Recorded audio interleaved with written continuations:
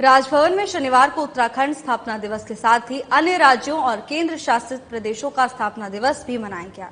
इस दौरान स्थानीय लोगों ने कई राज्यों के लोगों का अभिनंदन और स्वागत करते हुए राज्यपाल हरिभाऊ बागड़े ने कहा कि राज्यों का स्थापना दिवस एक भारत श्रेष्ठ भारत की अनुभूति करना है। राज्यपाल ने उत्तराखंड स्थापना दिवस पर स्थानीय लोगों को बधाई देने के साथ ही इससे पहले 31 अक्टूबर को मनाए गए जम्मू कश्मीर और लद्दाख केंद्र शासित प्रदेशों के स्थापना दिवस और 1 नवंबर को आंध्र प्रदेश, अंडमान और निकोबार द्वीप समूह, चंडीगढ़, छत्तीसगढ़, दिल्ली, हरियाणा, कर्नाटक, केरल, लक्षद्वीप, मध्य प्रदेश, पुडुचेरी, पंजाब, तमिलनाडु राज्यों और केंद्र शासित प्रदेशों के लोगों को भी राजभवन बुलाकर उन्हें शुभकामनाएं दी।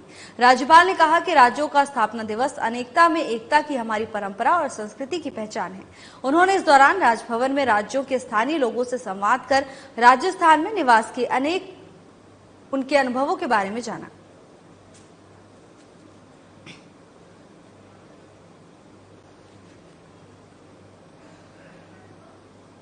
Rising Rajasthan global investment summit 2024 के तहत जयपुर ग्रामीण और दूदू जिलों के लिए राजस्थान इंटरनेशनल सेंटर में माननीय मुख्यमंत्री की अध्यक्षता में जिला स्तरीय इन्वेस्टर्स मीट का आयोजन किया गया।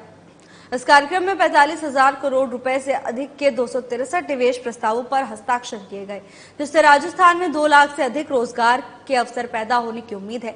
बैठक के दौरान सोलर पार्कर्स के लिए 6700 करोड़ रुपए सहित प्रमुख एमओयू प्राप्त किए गए, जिनमें रत्न और आभूषण क्षेत्र के लिए 11,000 करोड़ रुपए, गौ अभयारण्य के लिए 3,000 करोड़ रुपए, सोना सिक्का के लिए 600 करोड़ और एसवीए खाद्य तेल के लिए 1200 करोड़ रुपए सहित उल्लेखनीय निवेश शामिल है। इस आयोजन में 7 निवेशकों से लगभग 5,000 करोड़ रुपए के अतिरिक्त प्रस्ताव प्राप्त हुए हैं।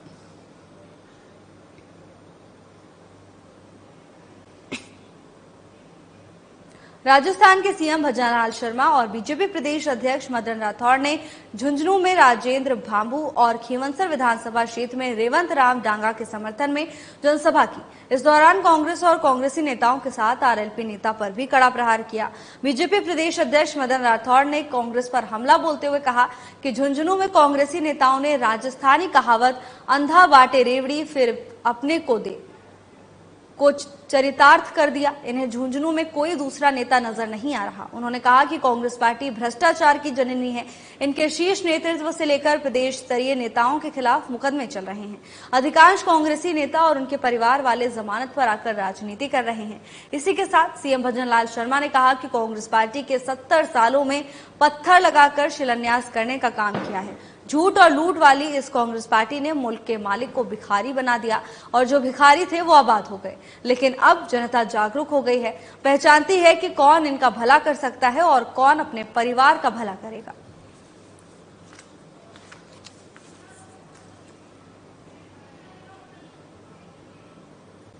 अजमेर में जिला स्तरीय इन्वेस्टर समिट का आयोजन शुक्रवार को हुआ। इसमें उप मुख्यमंत्री दिया कुमारी ने उद्यमियों के साथ संवाद किया। कार्यक्रम में 14,026 करोड़ के एमओयू पर हस्ताक्षर किए गए।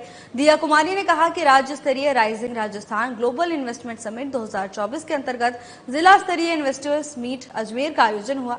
मुख्यमंत्री भजनलाल शर्मा के नेतृत्व में सरकार पहले साल में ही उद्यम स्थापना पर जोर दे रही है।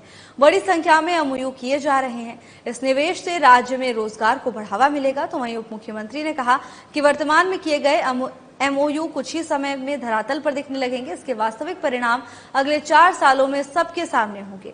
उन्होंने कहा कि सरकार ने राजस्थान के भविष्य को संवारने के बारे में सोचा है। यहाँ के निवासियों को अच्छे स्तर पर रोजगार मिलेगा। इसी के साथ दिया कुमारी ने कहा कि हम सबको मिलकर अजमेर, राजस्थान और भारत को विकसित बनाना है। सबके सम्मिलित प्रयासों से प्रत्येक निवेशक केवल राजस्थान में ही निवेश करने के लिए सोचेगा।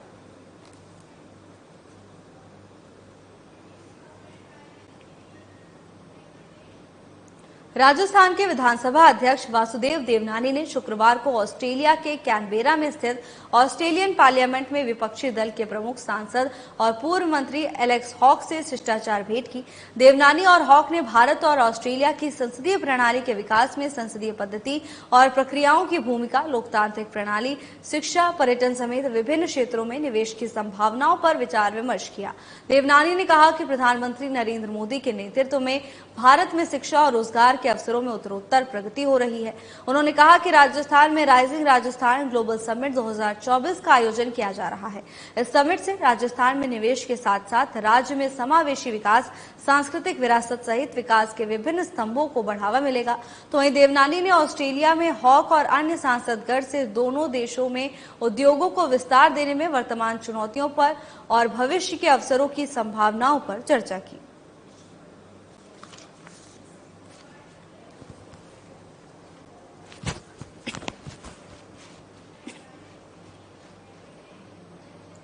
अलवर के बड़ौदा में रामगढ़ में कांग्रेस प्रत्याशी जुबेर आर्यन खान के समर्थन में आयोजित जनसभा को पूर्व केंद्रीय मंत्री जितेंद्र सिंह ने संबोधित किया।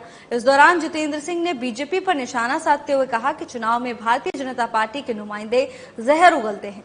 धर्म और राजनीति की आड़ में राजनीतिक रोटियां सेकने वाले लोगों को सबक सिखाने का वक्त अब आ गया है।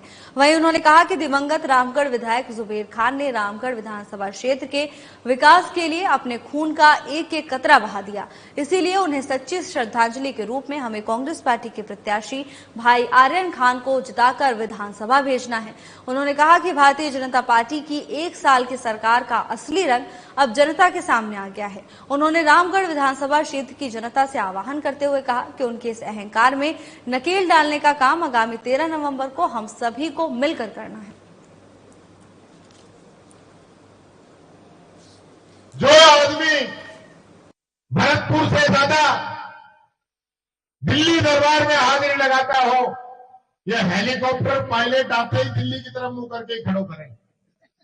उन्हें पता है कि 99% दिल्ली जानो और कहीं जानो नहीं।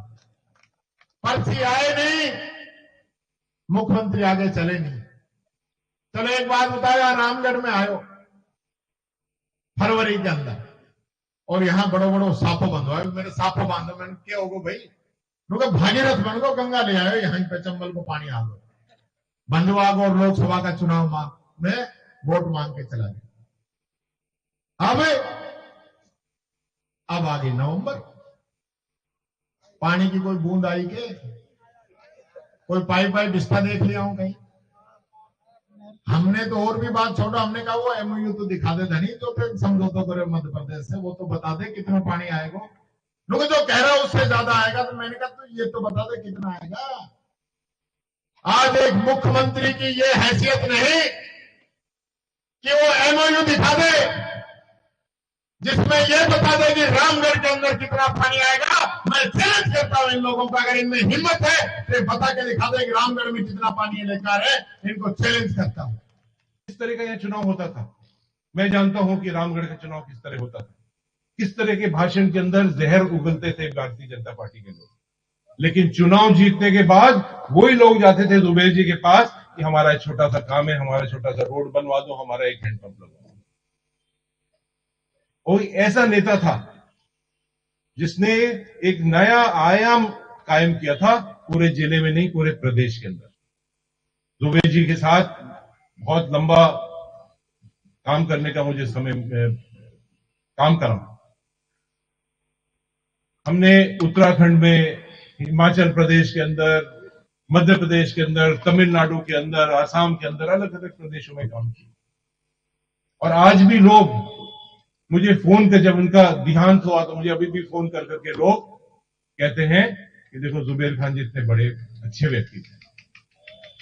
रामगढ़ का झंडा उनने पूरे देश के अंदर फहराया है। इससे बड़ी बात किसी के लिए नहीं। जब उनका अस्वस्थ हुए, उनका ऑपरेशन हुआ, डॉक्टर ने मना कर दिया था साफ साफ कि आप 1 साल तक कहीं भी घर से बाहर नहीं निकलो। लेकिन जुबेर खान जी 15 दिन भी उनने अपना रेस्ट नहीं करा, आराम नहीं किया, तुरंत वहां से निकल, अस्पताल से निकलकर और रामगढ़ के अंदर आप सबों के बीच में आ। राजस्थान सरकार में युवा मामले और खेल मंत्री और ओलंपिक पदक विजेता कर्नल राज्यवर्धन राठौड़ ने शनिवार को sports star conclave focus Rajasthan 2024 में सम्मिलित होकर युवाओं और खिलाड़ियों को प्रोत्साहित कर उनका उत्साहवर्धन किया। कर्नल राज्यवर्धन राठौड़ ने कहा कि प्रधानमंत्री नरेंद्र मोदी के प्रेरणादायी मार्गदर्शन में हम सभी खेल में भारत को अग्रणी बनाने, इंफ्रास्ट्रक्चर को मजबूत करने और खिलाड़ियों की प्रतिभा को आगे बढ़ाने के लिए पूर्णतः प्रतिबद्ध है। इसके साथ ही राठौड़ ने कहा कि मैंने खेल मंत्रालय में केंद्र और राज्य स्तर पर काम किया है। पीएम मोदी ने खेलों में एक रेवोल्यूशन की शुरुआत की है। फिट इंडिया मूवमेंट और टारगेट ओलंपिक पोडियम स्कीम ने भारतीय खेलों को एक नया स्टैंडर्ड दिया है। तो वहीं उन्होंने कहा कि प्रधानमंत्री नरेंद्र मोदी के प्रेरणादायी नेतृत्व में आज राजस्थान समेत पूरे देश में खेल और युवा सशक्तिकरण की दिशा में ऐतिहासिक कदम उठाए जा रहे हैं।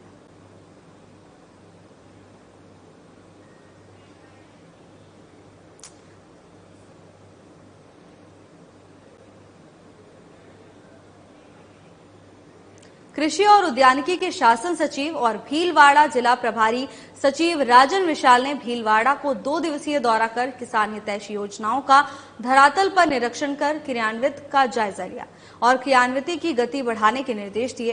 राजन विशाल ने भीलवाड़ा के कृषि विज्ञान केंद्र की इकाइयों क्रॉप कैफेटेरिया, मातृ वृक्ष, बगीचा, आंवला, बेर, अमरूद, नींबू और मुर्गी पालन समेत कई इकाइयों का अवलोकन किया। उन्होंने नवीन बीज की SRR, मातृ वृक्ष, बगीचे से उत्पादित पौधों को किसानों तक पहुंचाने के तरीके, जिले में कृषि प्रदर्शनी और कस्टम हायरिंग सेंटर की ओर से लाभान्वित किसानों की संख्या और प्राकृतिक एवं जैविक खेती के बारे में जानकारी ली। शासन सचिव के क्रय विक्रय सहकारी समिति भीलवाड़ा और शर्मा बीज भंडार पर आदान व्यवस्थाओं का निरीक्षण कर उर्वरक और बीज वितरण के आवश्यक निर्देश दिए। इसके पश्चात किसान सेवा केंद्र गुड़ला पंचायत समिति सुवाड़ा का निरीक्षण कर विभागीय अधिकारियों से क्षेत्र में क्रियान्वित की जा रही कृषि विभागीय योजनाओं की प्रक्रियात्मक जानकारी ली।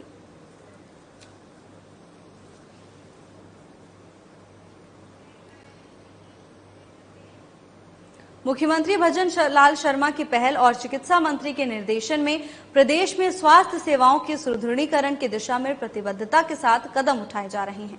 स्वास्थ्य सेवाओं को बेहतर बनाने के लिए चलाए जा रहे स्टेट रिव्यू मिशन के तहत शुक्रवार को जयपुर जिले के चिकित्सा संस्थानों का औचक निरीक्षण किया गया। राज्य स्तर से गठित 34 टीमों ने जयपुर जिले के 100 से अधिक चिकित्सा संस्थानों का सघन निरीक्षण किया। चिकित्सा और स्वास्थ्य विभाग की प्रमुख शासन सचिव गायत्री राठौड़ ने बताया कि प्रदेश भर में मिशन मोड में स्वास्थ्य सेवाओं का उन्नयन किया जा रहा है ताकि लोगों को चिकित्सा संस्थानों पर गुणवत्तापूर्ण स्वास्थ्य सेवाएं सुगमता से मिले। इसी कड़ी में शुक्रवार को मुख्यालय से 34 चिकित्सकों और अन्य कार्मिकों की टीमें गठित कर जयपुर जिले के विभिन्न स्थानों पर निरीक्षण करने के लिए भेजा गया।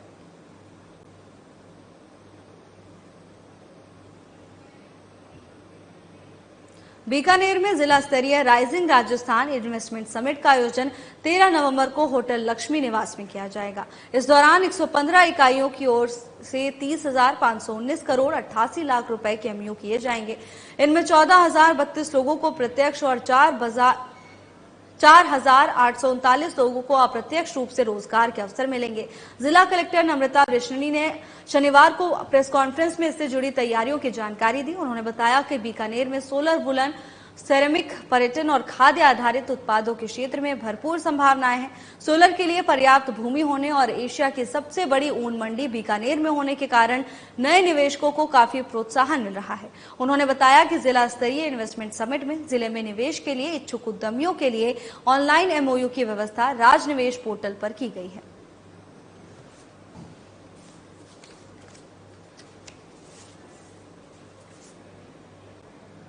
Rising Rajasthan global investment summit 2024 को पूर्ण रूप से सफल बनाने के लिए जयपुर विकास प्राधिकरण की ओर से युद्ध स्तर पर जयपुर के कई क्षेत्रों में तीव्र गति से विभिन्न विकास कार्य करवाए जा रहे हैं। जयपुर विकास आयुक्त आनंदी ने बताया कि JDA की तरफ से rising Rajasthan global investment summit 2024 के अंतर्गत करवाए जा रहे विकास कार्यों के अंतर्गत नाहरगढ़ रोड पर नवीनीकरण कार्य, आमेर रोड पर सड़क मरम्मतीकरण कार्य, दिल्ली रोड पर सड़क पर मिट्टी मलबे हटाने का कार्य, अजमेर रोड पर नवीनीकरण कार्य, उपरांत कर्व स्टोन और फुटपाथ रिपेयर, रंग रोगन, रेलिंग पर पेंट का कार्य और India Gate, Zorawar Singh Gate पर मरम्मतीकरण का कार्य प्रगति पर है। इसके साथ ही JDA की ओर से बालाजी मोड़ पर मिलिंग पर सड़क सुधारीकरण कार्य प्रगति पर है। रामगढ़ मोड़, धोबी घाट सर्कल पर नवीनीकरण कार्य, बम्बाला पुलिया पर रंग रोगन कार्य करवाया गया है और दिल्ली रोड पर मशीन द्वारा कर्व स्टोन्स कास्ट का कार्य करवाया जा रहा है।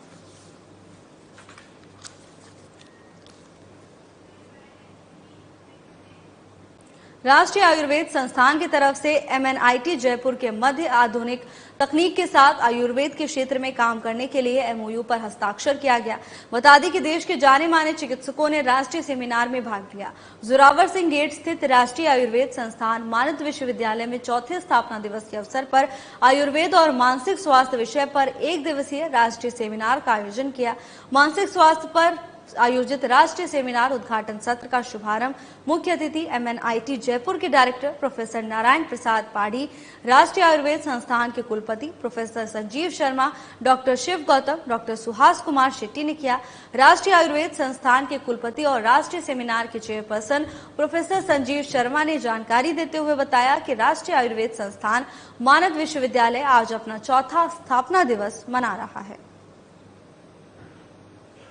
अगर आकलन किया जाए तो 10 जो मुख्य कारण हैं, बीमारियां, बड़ी बीमारियां हैं, उनमें से मेंटल हेल्थ भी एक ऐसी बीमारी है जिसके कारण बहुत सारे इश्यूज वर्क प्लेस पे या घर में या समाज में पैदा होते रहते हैं। और जो नए बच्चे अब आगे आ रहे हैं उनको इतना कॉम्पिटिटिव जमाना हो गया है और इतने स्ट्रेस उनको झेलने पड़ रहे हैं कि मेंटली वो स्ट्रॉन्ग नहीं बन पा रहे हैं।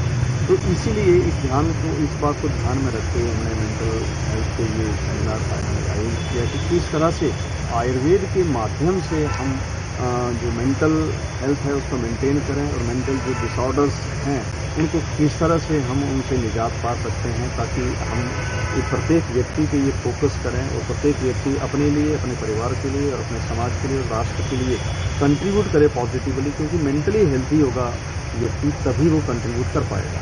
तो इसी उद्देश्य को ध्यान में रखते हुए हमने ये आज मेंटल हेल्थ पे एक सेमिनार आयोजित किया है। इसमें जो हमारे एक्सपर्ट्स हैं, एक तो शिव गौतम जी जो यहाँ जयपुर के ही जाने माने मेंटल डिजीज के एक्सपर्ट्स हैं, साइकेट्रिस्ट हैं, वो बहुत जाने माने हैं, वो हैं। उसके साथ साथ कुछ बाहर से भी विशेषज्ञ हमने बुलाए। निमहैंस से रामकिशोर जी हैं, सुहास शेट्टी जी कर्नाटक से हैं, तो इसी तरह और भी। तो आइए सीधे आपको लिए चलते हैं राजस्थान के दौसा, जहां राजस्थान के मुख्यमंत्री भजनलाल शर्मा और बीजेपी प्रदेश अध्यक्ष मदन राठौड़ रोड शो कर रहे हैं।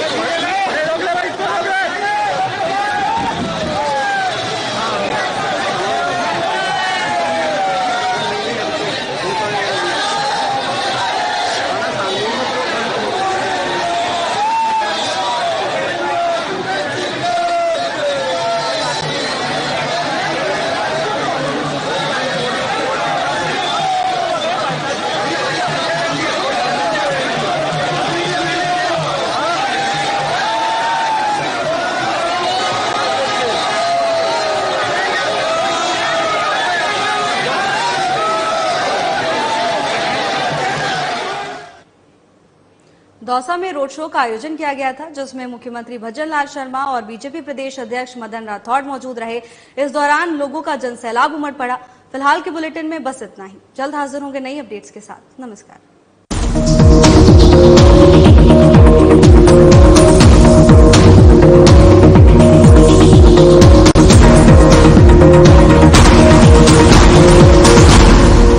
अधिकांश लोगों